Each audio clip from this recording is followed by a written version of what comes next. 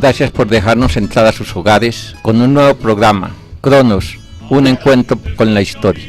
Programa que llega gracias a Radio Cóndor, emisora cultural y universitaria de Manizales, y el Centro de Historia de Manizales. Hoy estamos de nuevo con Vicente Arango, presidente de esta institución. Vicente, el programa pasado estuvimos hablando sobre todo la parte exploratoria que hizo Joaquín Arango Restrepo, todos los lugares, y se hizo un relato de lo que eran esas partes que hoy conocemos como olivares, como Montaño, como La Elvira, como El Salado, un recuento de todos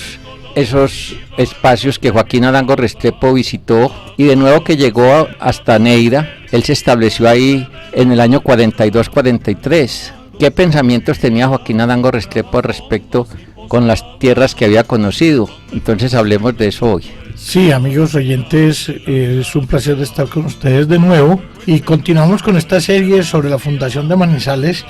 y de todos los eventos de la colonización antioqueña que tienen que ver con nuestra fundación. Cuando Joaquín Arango Restrepo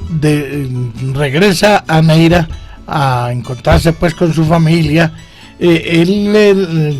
continuó con una obsesión de venir a establecerse a lo que había conocido, a esa inmensa tierra que había visto desde lo que hoy es el Alto de los Colonizadores, pues donde era el lago de Aranguito, mejor dicho. Pero él no se queda en Neira, él se devuelve otra vez hasta Abejorral y le cuenta a su padre, don Esteban Arango, cómo era esto, y a don Esteban Arango le da la culequera, digamos así,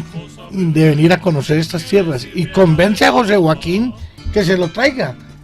Tenemos que ver la proeza de este hombre, porque don Esteban Arango en ese momento contaba algo más de 80 años, quizá 82 años, y lo acosa tanto que José Joaquín se lo trae. Claro que José Joaquín tampoco es ningún muchacho, es un hombre de unos 33, 34 años en ese momento, pero le para bola a su papá y se viene con él y lo trae hasta aquí, hasta lo que luego sería Manizales. El viejo, pues ni se diga lo contento que también quedó viendo esta inmensa selva,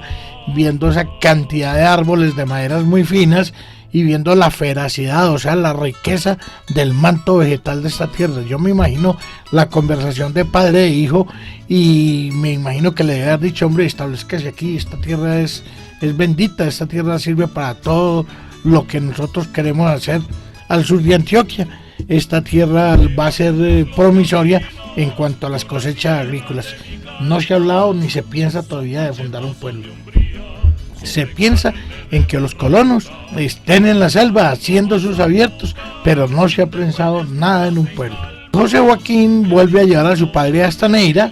y allí lo deja con su familia y se regresa acá al famoso sitio al pie del Morro de San Cancio, y empieza pues a sembrar, a rotular, a hacer unos sembrados de pasto para unos ganados que pensaba traerse cuando ya se estableciera en forma. Mientras eso, ¿qué está pasando? Pues está en la fina de la fundación de Neira. Recuerde que Neira es fundado en 1842, es un proceso muy complejo, como todas las fundaciones de los pueblos antioqueños. Es un proceso comunitario. Eso es muy interesante, de eso muy poco bolas le paran los historiadores a eso, porque estamos acostumbrados a que se nos cuenten las fundaciones, pero de los españoles, en donde un adelantado o un héroe militar, un capitán sí, un militar español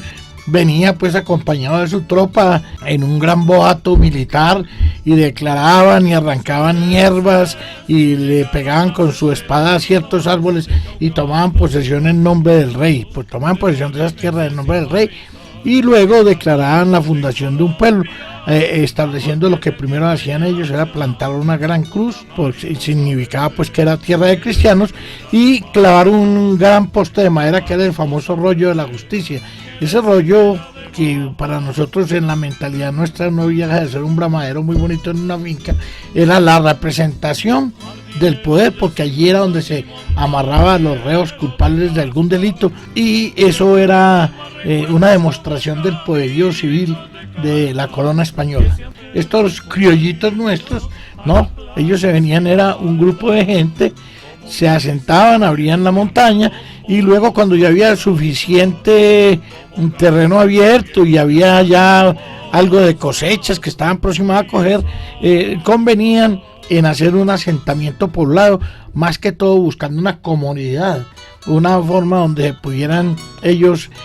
descansar de la gran faena del campo, y donde sus familias pudieran asentarse de una forma más cómoda que en una montaña. Neira, pues, como les cuento, estaba en ese proceso de pleno establecimiento de la población. Para poder entender cualquier proceso fundacional de Manizales hay que analizar muy detalladamente la fundación de Neira y ver el desarrollo familiar. Ojo, estoy hablando de una cosa que muy pocos historiadores analizan, porque cuando uno empieza a estudiar la fundación de las fundaciones de la colonización antioqueña, usted empieza a ver una constante de unos mismos apellidos. Estamos hablando pues que es unas clases del crudito social, no, es de todas las gamas sociales, desde la población más pobre hasta la más poderosa, o sea, hasta los más ricos, la élite, como pudiéramos decir en un momento dado. Nombre que a mí no me gusta porque le da una connotación de lucha de clases a la fundación. Ojo, no es lo mismo la fundación que la colonización. La fundación es hecha por todos los estamentos de la clase social en una gran tarea comunitaria,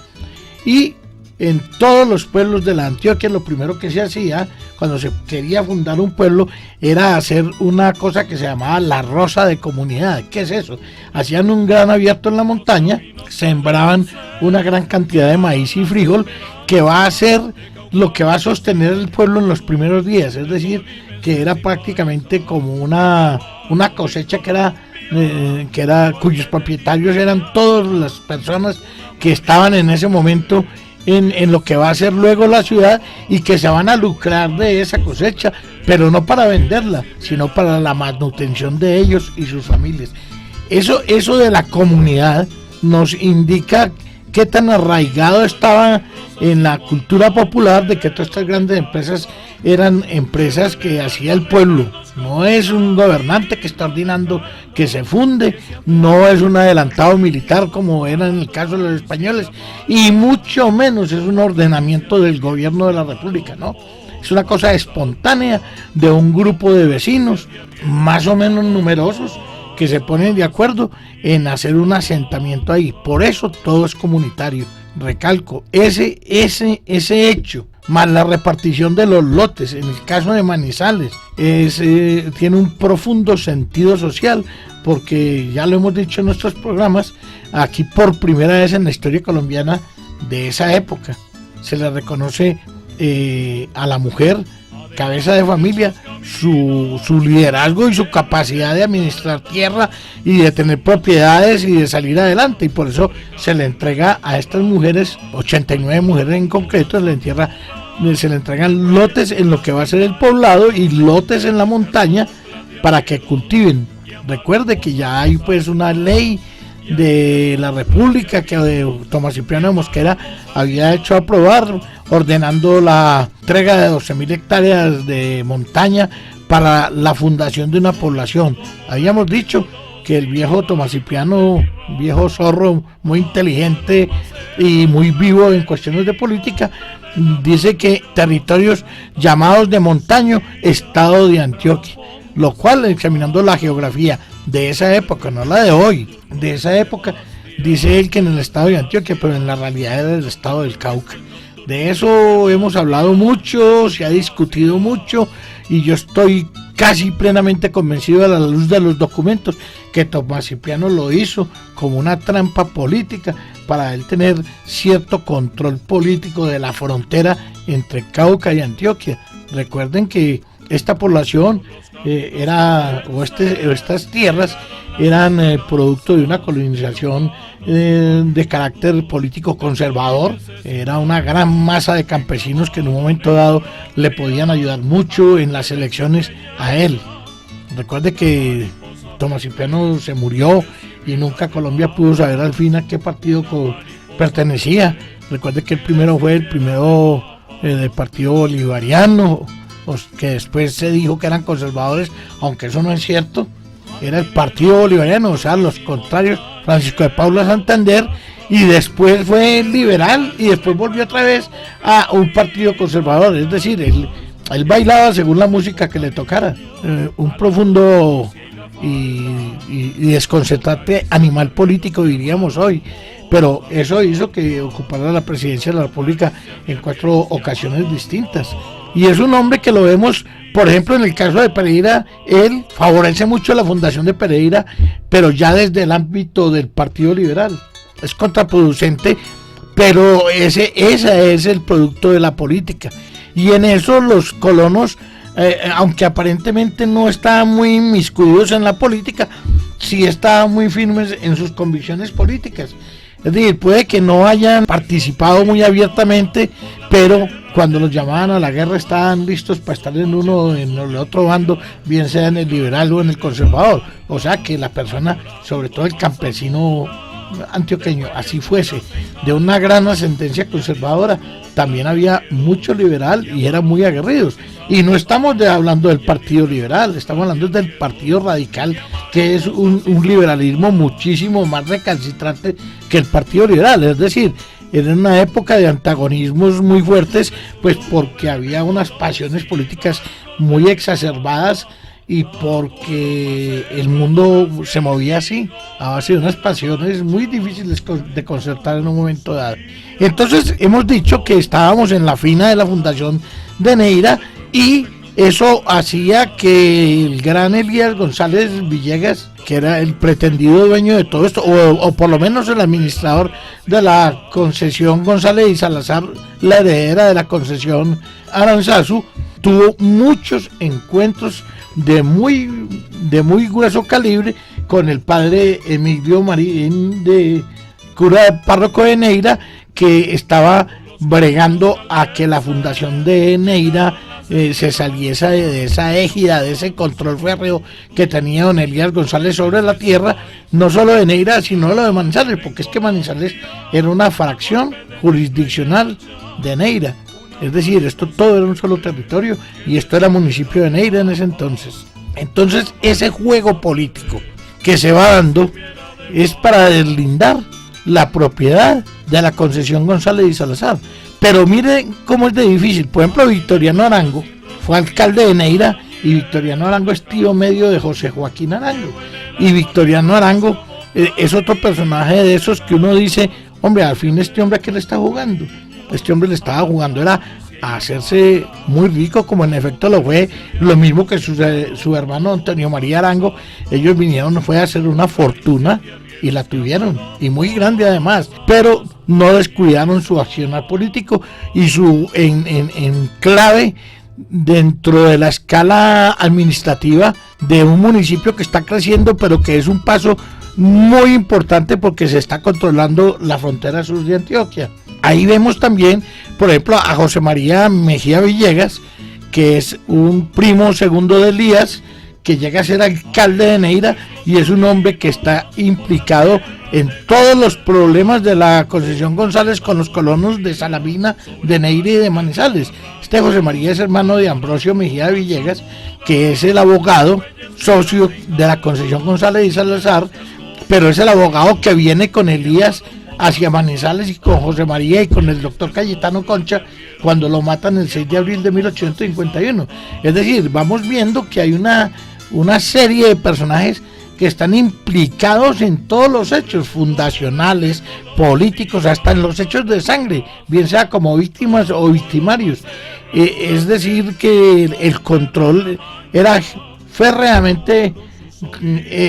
ejercido por unos pocos personajes, pero la gran masa campesina, la que ponía el pellejo, el sudor y la sangre, como dijéramos en un momento dado, esa está muy unida, pero para fundar un pueblo. Es decir, ellos les importa poco las grandes peleas que hay en los juzgados, pero son muy combativos en hacerle frente a esa lucha contra el poder de la compañía González y Salazar. Es impresionante cuando uno empieza a ver a fondo la gran historia de Salamina que escribió el padre Guillermo Duque Botero, en donde analiza muy bien el problema de los campesinos y el problema de esa clase dirigente o de esos personajes importantes dentro de esa gran masa campesina para oponerse a las pretensiones de González y Salazar. O sea que 3 o 4 años antes de fundarse Manizales, estamos en una gran pelea judicial que se está dando en todos los estrados judiciales, en Neira, en Salamina, en Sonsón, en Medellín y en Bogotá. Porque esta compañía, recuerde que los socios de la compañía González y Salazar eran interesantísimos. El principal dueño, pues Juan de Dios Aranzazu, que había sido gobernador de Antioquia por 2 veces y presidente de Colombia por 4 meses. Cuando muere Juan de Dios, el poder pues se lo entrega la madre de Juan de Dios, María Antonia González, a Elías, que es su sobrino, o sea, primo hermano de Juan de Dios. Pero Elías inteligentemente se da cuenta que él solo no es capaz de administrar este inmenso territorio y mucho menos los líos judiciales. Entonces llama a Ambrosio Mejía, su primo segundo, que es abogado, para que lo asesore. Llama al doctor Cayetano Concha para que lo defienda en la lucha contra los alcaldes y los colonos de Salamina, Neira y Manizales, que han ido cogiendo mucha fuerza y se alían con el famosísimo Luis Gómez de Salazar. O sea, Luis Salazar hoy en día se llamaría, porque ese Gómez de Salazar o Gómez desaparece después de las guerras de la independencia, que también es un abogado que está defendiendo los intereses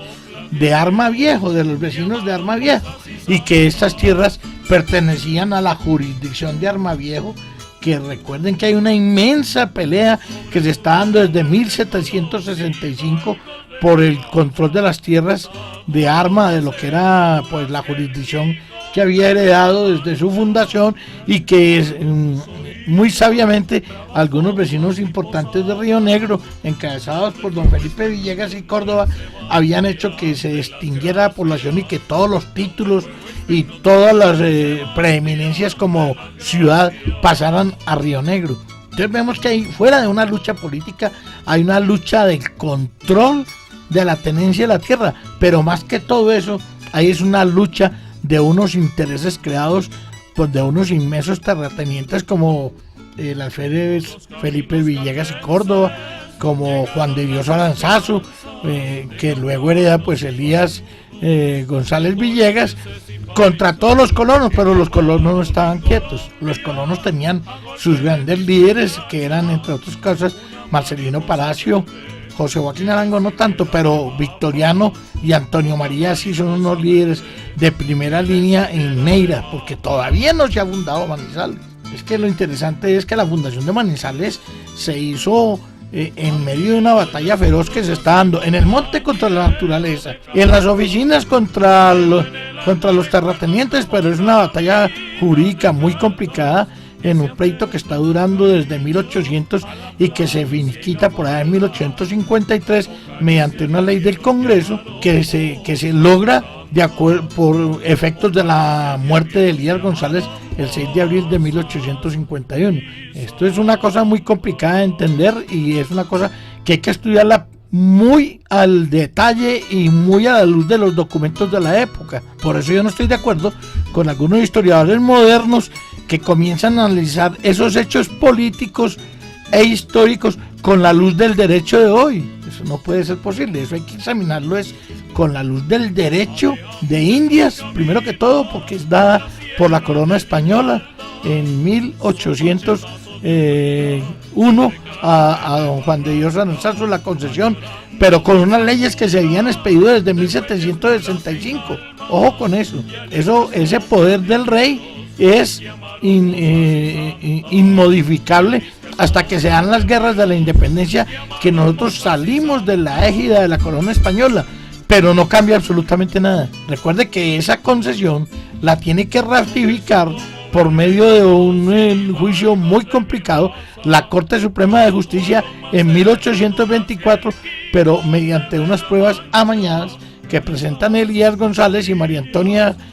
González, su hermana, la madre de Juan de Dios, para que se les refrendara por parte de la Corte Suprema de Justicia de santanderista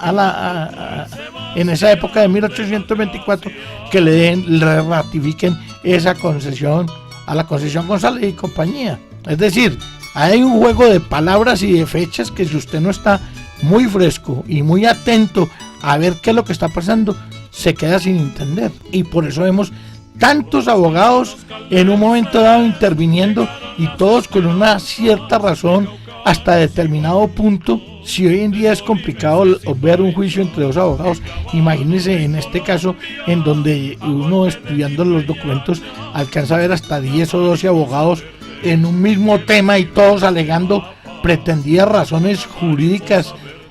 quizá válidas o quizá no válidas en ese momento, pero que se estaba hablando es de la leguleyada o la capacidad jurídica de cada abogado de esos. Pero de todas maneras eso no se arregla en los juzgados, eso se arregla con un disparo que le hacen de escopeta a don Elías González, y a raíz de eso el gobierno nacional, el Congreso ordena al gobierno nacional, el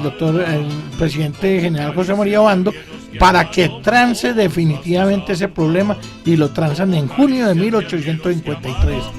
Ahí es más aberrante todavía el fallo que da la Corte, porque reconoce unos límites a la concesión González y Salazar que nunca ni ellos estaban pidiendo ni le estaban reconociendo los que pleiteaban en contra de ellos. Es decir, les tienden muchísimo más territorio del que en un principio estaban pidiendo y alegando las partes. Todo esto nos hace ver que nuestro inicio como ciudad o como poblado, como usted lo quiera llamar, es muy complicado. Es un inicio traumático, es un inicio que, si bien es cierto que no es dado por unos fallos militares, es dado por unas presiones populares en un momento dado imposibles de soslayar por un gobierno, así esté cargado para el lado que esté. Porque si el gobierno fallaba en favor de los pobladores abiertamente, la compañía podría seguir pleiteando, alegando unos derechos que se le han dado y se le han reconocido en 1801, después reconocidos por la nación en 1824. Y si hubiera fallado a favor de los terratenientes, pues los colonos se iban a alegar lo que siempre alegaron, que eso eran las tierras realengas que pertenecían a la extinguida población de Arma, que si bien es cierto había sido trasladada a Río Negro, eran tierras baldías y realengas. Es decir, el problema era un problema de nunca acabar, y que es un problema que hay que estudiar muy a la luz de los documentos de la época. Repito mucho eso, a la luz de la época. Es que uno ve hoy en día un montón de estudios que hacen estudiantes de, pues valga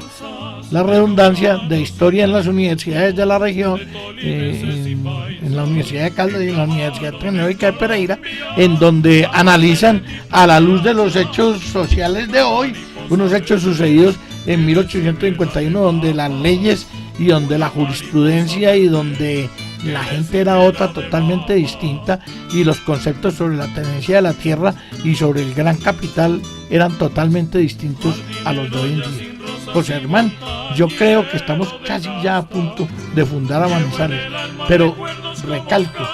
si no se estudia muy profundamente lo que sucede con la fundación de Neira, quiénes la fundan, con motivo de qué y por qué fundan a Neira, nunca podremos entender el por qué resulta fundándose a Manizales. Estos personajes que estaban en un principio en Salamina, ¿por qué se juntan en Neira? ¿Cuál es ese padrinazgo de juntarse en Neira y fundar a Neira? A ver, ahí hay que empezar a estudiar genealogías para poder entender todo ese cuento. Cuando usted empieza a ver las genealogías, concretamente de los apellidos que involucrados en la colonización antioqueña, va viendo que son casi los mismos. Son unos Villegas, unos Jaramillos, Arangos, Mejías, Echeverris, unos Giraldos, hay mucho Londoño también, hay Restrepos, es decir, una gama muy amplia, como lo dije ahora, de apellidos y de clases sociales. Pero lo que pasaba es que a medida que iban llegando hacia el sur, por ejemplo, cuando se funda Guadas, es gente toda que viene de Abejorral, pero son hijos de los que están en Abejorral.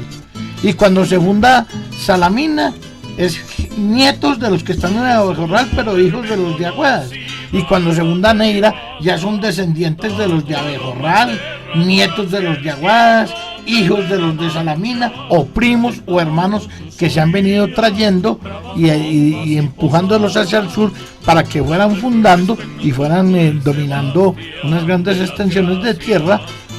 sin necesidad de mucha pelotera judicial, simplemente con la fuerza del trabajo, porque por eso vemos, y lo hemos contado en muchas partes, las familias antioqueñas tenían 12, 15, 18 hijos, y eso era muy interesante para el gran capital de esa familia, tener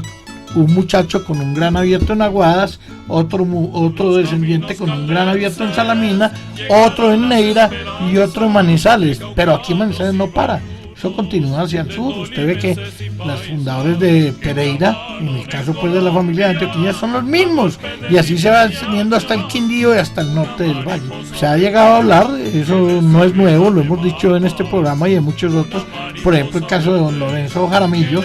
que tenía tierras desde Sonsón hasta Pereira. Eso lo hablaremos más claro y lo explicaremos en su momento cuando vemos las acciones del gran capital dentro de la fundación. Aquí me hace señas